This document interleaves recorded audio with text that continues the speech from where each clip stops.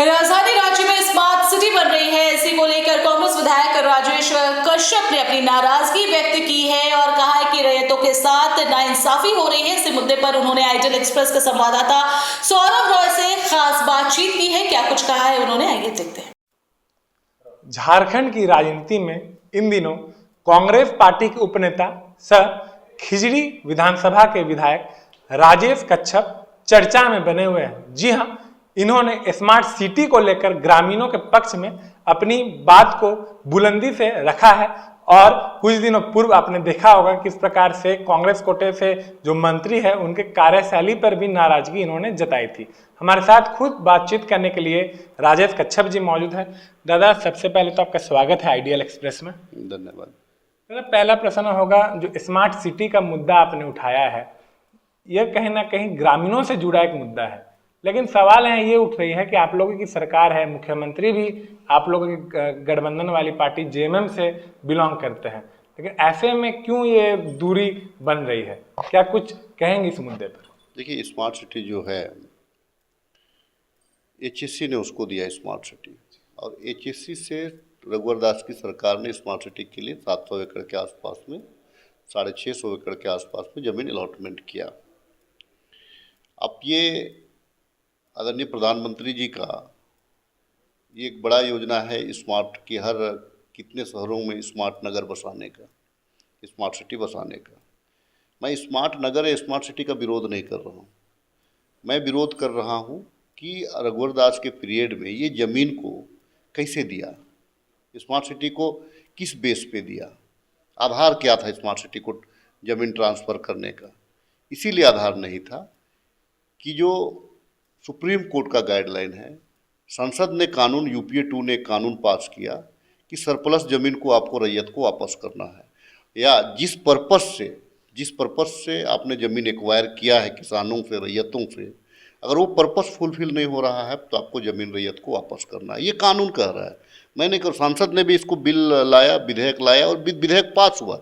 इसके अगेंस्ट में आपको बीजेपी के लोगों ने, क्योंकि अडानी का बड़ा मामला आ जाता है, इसमें बहुत सारे ऐसे मामले हैं जो केंद्र की सरकार उसको देना चाहती है ज़मीन, तो ये मामला फंस रहा था। उन्होंने सुप्रीम कोर्ट का दरवाज़ा खटखटाया, लेकिन सुप्रीम कोर्ट ने भी खारिज किया इस मामले को, और सुप्रीम कोर्ट ने स्पष्ट कहा कि आप अगर यूनिवर्सिटी के लिए अगर आपने ज़मीन एक्वायर किया है और अगर आप वहाँ पे यूनिवर्सिटी नहीं बनाते हैं तो उस ज़मीन को आपको रैयत को वापस करना पड़ेगा।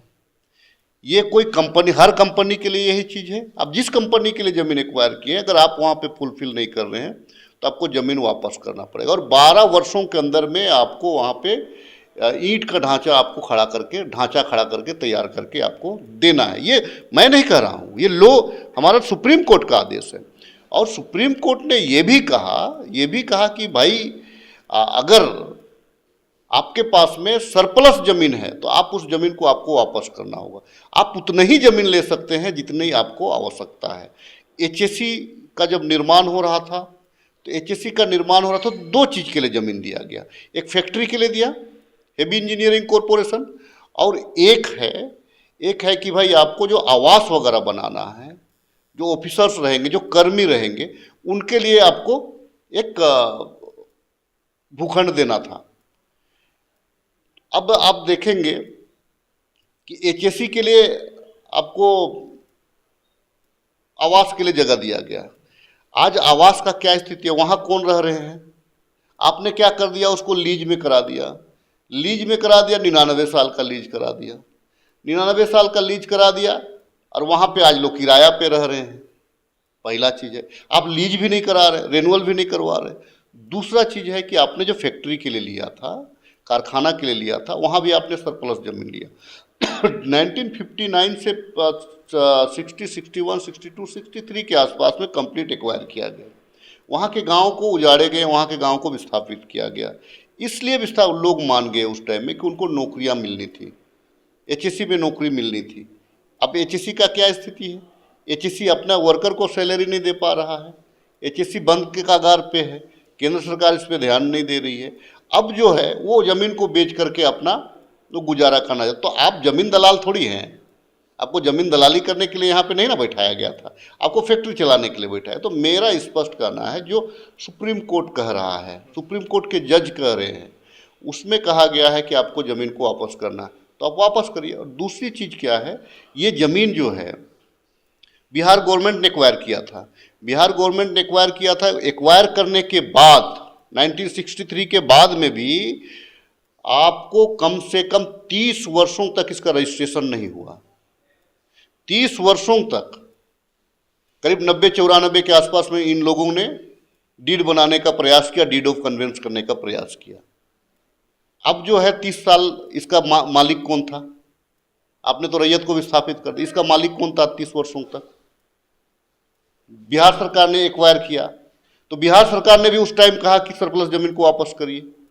लेकिन दादा, वर्तमान समय में झारखंड सरकार स्मार्ट सिटी को लेकर सजग है। मुख्य सचिव ने भी निर्देश दे दिया है कि स्मार्ट सिटी का लगभग तैयारी कर ली जाए, निर्माण कर ली जाए। तो अब इस दिशा में क्या कुछ कार्य होगी, क्योंकि झारखंड सरकार तो स्मार्ट सिटी के लिए तैयार है। देखिए, सरकार का कोई भी व्यक्ति हो, चाहे बड़े अफसर हो, छोटा कर्मी हो, मजदूर हो, किसान हो या व्यापारी हो, कानून तो सबके लिए बराबर है ना। कानून से बड़ा कोई नहीं है। हमने सवाल किया था विधानसभा में एचएससी की ज़मीन और स्मार्ट सिटी को लेकर के, उसमें हमारे जो रेवेन्यू मिनिस्टर हैं दीपक बिरुआ जी ने मुझे आश्वासन दिया था कि इसमें उच्च स्तरीय कमेटी का गठन किया जाएगा और जांचों उपरांत इस पर निर्णय लिया जाएगा। अभी तक जांच रिपोर्ट नहीं आया है। तो जांच रिपोर्ट जब सदन ने मुझे आश्वासन दिया, तो सदन से बड़ा कोई कर्मी नहीं होता है, कोई अधिकारी नहीं होते हैं। सदन ने अगर डिसीजन दिया है तो सदन का रिपोर्ट आने दीजिए, पहले रिपोर्ट आने दीजिए कि उच्च स्तरीय जांच जो कमेटी जो गठन होना है, हाँ, उसमें जो है कि कोई कंपनियों ने लिया है और वो पर्पस फुलफिल नहीं कर रहा है तो जमीन रैयत को वापस किया जाए। ये यूपीए 2 का ये, मैं तो उसी दिशा में आगे बढ़ रहा हूँ। उसी के अगेंस्ट में जब बीजेपी वाले सुप्रीम कोर्ट जाते हैं तो सुप्रीम कोर्ट का फटकार लगता है। आप क्या चाहते हैं कि सारे मतलब रैयतों को बेदखल कर दिया जाए?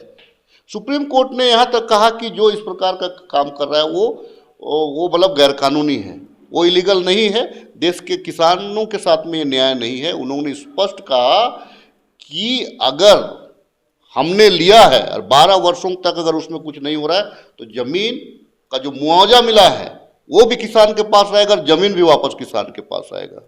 अब स्मार्ट सिटी के पास में कोई आधार नहीं है, किनके नाम से म्यूटेशन कराइएगा आप? जमीन तो बिहार सरकार की थी, बिहार सरकार ने एक्वायर किया था, एचएससी के नाम से रजिस्ट्रेशन भी नहीं है। एचएससी देखिए, आज भी अगर एचएससी अगर चलाना चाहता है फैक्ट्री को तो एचएससी चलाए, लेकिन ये अब वो दे रहा है आपका किनको, आईएमएम को दे रहा है, वो दे रहा है गेल को दे रहा है, वो दे रहा है स्मार्ट सिटी को दे रहा है। तो वहाँ से रैयतों को क्या बेनिफिट है? यहाँ के जितने जो मूलवासी हैं उनको कितनी नौकरियां लग रही है ये बता देना सरकार। आप उनको स्थापित करिए, राजेश कच्छप बोलना कम कर देगा। सरकार हमारी है, लेकिन हमारे सरकार में ये योजना शुरू नहीं हुई थी, ये रघुवर दास की जी सरकार में। इसका मतलब ये भी नहीं है कि रघुवर दास जी ने जो योजना शुरू किया हम उसका विरोध करेंगे, लेकिन इसमें जब जमीन ट्रांसफर किया गया तो बिना आधार के जमीन ट्रांसफर किया गया। मैं राजेश कच्छप हूँ, मैं अपने कुल का व्यक्ति हूँ, मैं जिस कुल से हूँ, मेरा प्रमाण क्या है? मेरा कागजात प्रमाण है। एचएससी को अगर जमीन अगर लिया है तो उसका प्रमाण क्या है? उसका कारखाना था, कारखाना तो अब चला नहीं रहे। तो स्मार्ट सिटी, अरे भाई आज देश में स्मार्ट सिटी को बनाइए, लेकिन वो कारखाना वो रैयतों का जमीन पे क्यों बना? आप एक्वायर करिए स्मार्ट सिटी के लिए नया जमीन, वो गलत है। और अगर एक आधार अगर बन जाएगा तो कई एक जगह पे सेल, गेल, टाटा, जमशेदपुर, मतलब आपका चाईबासा, सरायकेला, ये तमाम जगहों पे तब है ना कि एक झटका में पूरा का पूरा जमीन का जो मसला है वो कॉरपोरेट को दे दिया जाएगा। तब कॉरपोरेट को दे दिया जाएगा तब तो फिर मसला ही नहीं बच रहा है ना, फिर कहाँ जाएंगे लोग, किससे उम्मीद करेंगे? तो हमारे देखिए मुख्यमंत्री जी दिल्ली हैं, अधिकारियों ने इसको कहा तो मैं माननीय मुख्यमंत्री जी से भी बात नहीं कर पाया हूँ, क्योंकि म्यूटेशन का प्रक्रिया को ये लोग बढ़ा दिया था।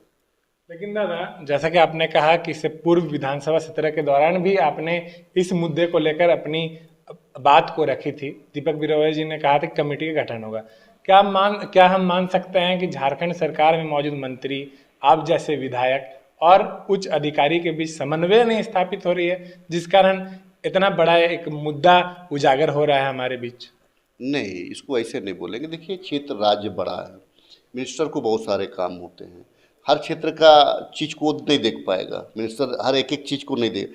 तो जिस क्षेत्र का जनप्रतिनिधि है वो मेरे क्षेत्र का है, तो मैं अपने क्षेत्र की समस्या को तो उजागर करूंगा ना। तो ये मेरे क्षेत्र का, अब जब आ रहा है आप लोगों के माध्यम से, मीडिया वगैरह में आ रहा है विधानसभा का ये जो कमेटी का बात, उच्च स्तरीय कमेटी गठन की बात थी, अब उसमें जो है कि नए सिरे से अब देखना होगा कि माननीय मंत्री उसमें क्या एक्शन ले रहे हैं।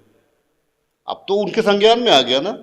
बहुत सारे मामले आते हैं, बहुत सारे, कुछ हल्के मामले होते हैं, कुछ गंभीर मामले होते हैं। ये मामला तो बड़ा गंभीर है, ये राज्य हित के लिए है। एक गलती पूरे राज्य को बर्बाद कर सकता है, इसीलिए मैंने इस चीज़ को विरोध किया है। तो एक सवाल रहेगा कांग्रेस पार्टी को लेकर। आप लोगों ने बैठक में हिस्सा लिया, पूर्व राष्ट्रीय अध्यक्ष राहुल गांधी एवं वर्तमान राष्ट्रीय अध्यक्ष मल्लिकार्जुन खड़गे, तमाम मंत्री एवं विधायकों के साथ 1-to-1 बात की।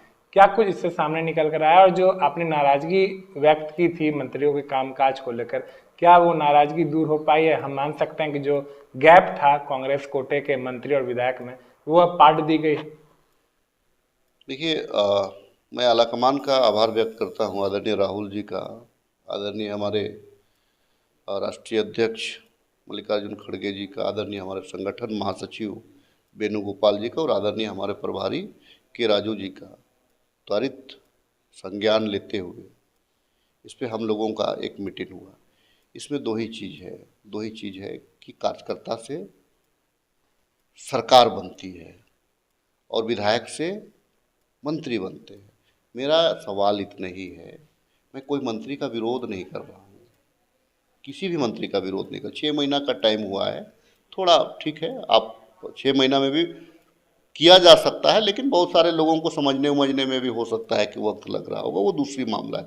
लेकिन मैंने कहा ना कि कार्यकर्ता से सरकार बनती है और विधायकों से, कार्यकर्ता से जीत के लोग आता है और विधायकों से सरकार बनती है। तो सरकार जब बना है तो विधायक और सरकार के जो डायरेक्ट जो हैं उनमें और कार्यकर्ता के बीच में, हर कार्यकर्ता को खुश नहीं किया, लेकिन तालमेल बनाने का प्रयास होना चाहिए। तो राहुल जी ने स्पष्ट रूप से कहा, खड़गे जी ने स्पष्ट रूप से कहा कि भाई ये मसला को, ये भी लाइन उन्होंने कहा है कि मीडिया बेवजह मीडिया में तो हम तो बात नहीं करते हैं। मेरा कोई भी आज तक का बयान है कि मैं बेवजह बात नहीं कर, जब क्योंकि संगठन से निकला हुआ व्यक्ति हूँ तो थोड़ा सा मुझे संगठन को लेकर के चलने का मेरा शुरू से ही आदत है। मैं आज भी चुनाव लड़ता हूँ तो संगठन के बल पे लड़ता हूँ चुनाव, और संगठन को ही लेकर के चलता हूँ। उसमें 100% सब कार्यकर्ता को नहीं खुश किया जा सकता है, लेकिन प्रयास ये रहता है कि भाई आप 90% कार्यकर्ता को खुश कर नहीं कर पा रहे हैं, 75% कार्यकर्ता को खुश करके रखिए और उनकी सुनने का प्रयास करिए। तो आज वो बैठक निश्चित तौर से बहुत अहम बैठक था, और इस बैठक के बाद विधायकों के बीच में भी एक नया एनर्जी आया है कि संगठन में, क्योंकि स्पष्ट कहा गया, चाहे मंत्री हो चाहे विधायक हो, संगठन के तमाम लोग सुना करिए। मेरे घर में अभी भी कम से कम लोगों का भीड़ रहता है, कार्यकर्ता होते हैं, सिर्फ मेरे क्षेत्र के नहीं होते हैं। वो कोई हटिया से आ रहा है, कोई आपका गुमला से आ रहा है, कोई हजारीबाग से आ रहा है, कोई धनबाद तक से आ रहा है। क्योंकि रांची में रहता हूँ तो मुझसे कार्यकर्ता डायरेक्ट मिलते हैं, तो डायरेक्ट मिलते हैं तो मुझे जानकारी होती है, तो जानकारी मिलती है तो उसको सामने लाने का प्रयास करता हूँ, ताकि कार्यकर्ता में एक एनर्जी और उत्साह रहे, ताकि वो सरकार का जो योजना है, सरकार का जो हिस्सेदारी तक में अपनी सरकार की जो इच्छा है उसको धरातल पर उतार सके। अब जब कार्यकर्ता हमारे खुश रहेंगे तभी तो धरातल पर उतर पाएंगे ना। मामला ये चीज़ है। देखिए, राजनीति एक गणित नहीं है, राजनीति सोच को पकड़ने का चीज़ है कि लोग क्या सोच रहे हैं और आपको उनके अनुरूप करने का। अब हमारे क्षेत्र में अगर एक चीज़ मैं बात करूँ, हमारे क्षेत्र में साउथ इंडियन त्योहारों को भी मनाया जाता है, नॉर्थ इंडिया के त्योहारों को भी मनाया जाता है, लेकिन मैं सब त्योहार का सम्मान करता हूँ। राजनीति भी वही चीज़ है। आपका सोच कुछ है, लेकिन कार्यकर्ता की भावना का भी आपको सम्मान करना पड़ेगा। और आने वाला दिन में सब ठीक है, सरकार भी ठीक है, कांग्रेस भी ठीक है, जेएमएम भी ठीक है, आरजेडी भी ठीक है। थोड़ी मोड़ी चलती रहती है, जो रहेगा जनप्रतिनिधि हैं तो बात को तो निकालेंगे, अगर जहाँ पे तालमेल नहीं रहेगा वहाँ बात को तो रखेंगे, लेकिन मैंने प्लेटफॉर्म पे ही रखने का प्रयास किया है। और मुझे लगता है कि तमाम हमारे माननीय मंत्रीगण सक्रिय रूप से अब भागीदारी निभाने का प्रयास कर रहे हैं। धन्यवाद। तो जैसा कि आपने देखा किस प्रकार से राजेश दान ने तमाम मुद्दों को लेकर बेबाकी से अपनी राय रखी है। जहां तक बात है कांग्रेस पार्टी की, तो उनका कहना है जो बैठक बुलाई गई थी वो सफलतापूर्वक संपन्न हुई। अब तमाम मंत्री और विधायक एकजुट होकर नई दिशा में काम करेंगे। आइडियल एक्सप्रेस से संवाददाता सौरभ राय की रिपोर्ट।